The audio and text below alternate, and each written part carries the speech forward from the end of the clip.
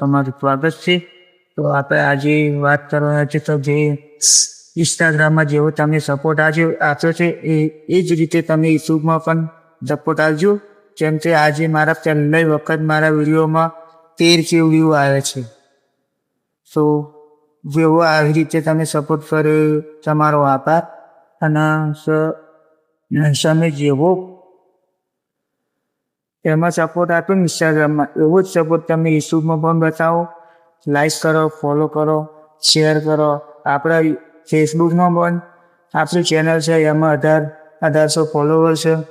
એમાં પણ તમે સપોર્ટ કરી શકો છો. સો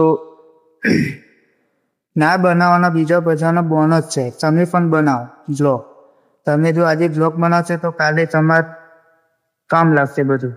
તો 12 કલાકની નોકરી તો આપણે થવાની જ નહીં. જો અમે બધા અત્યારે કંપનીમાં જ છીએ. જો એટલે કહું છું કે સાલ ઉઠીને એવું ના થવું જોઈએ કે આપણે આ નશું કર્યું. ભલે સક્સેસ મળે તો ના મળે, પણ કદાચ સક્સેસ થઈ ગયા તો કોણ ખબર કેવું રહેશે આપણા માટે. સો એટલા જ માટે કહું ભાઈ, તમે પણ બ્લોગ ચાલુ કરો. હું મારે બ્લોગ ચાલુ જ છે અત્યારે, એટલે જ કહું છું. તો કાલે આપણે ચાલુ છે ને એવું ના થાય કે થઈને 5 વર્ષ બેસી જાય.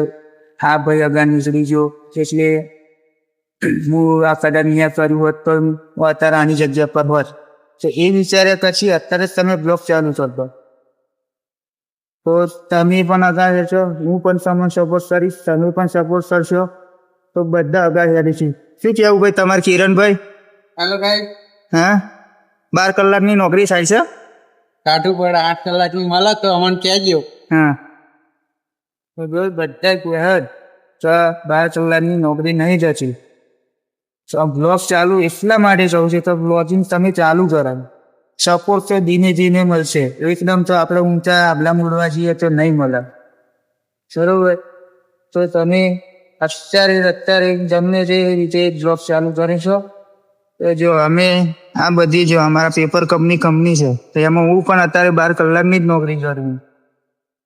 અત્યારે હું હાલમાં મારા 12 કલાકની નોકરી પર શું હતા એટલે કહું છું તો તમે પણ બ્લોગ ચાલુ કરો. અત્યારે શું તો મોંઘવારી પ્રમાણે અત્યારે તમારે હાજરી જોઈએ એ નહીં મળશે દરેક જગ્યાએ. તો બ્લોગ ચાલુ કરજો, આવો નવો સપોર્ટ આવતા રહેજો. જય માતાજી મિત્રો, મળ્યું બીજા બ્લોગનું થયું.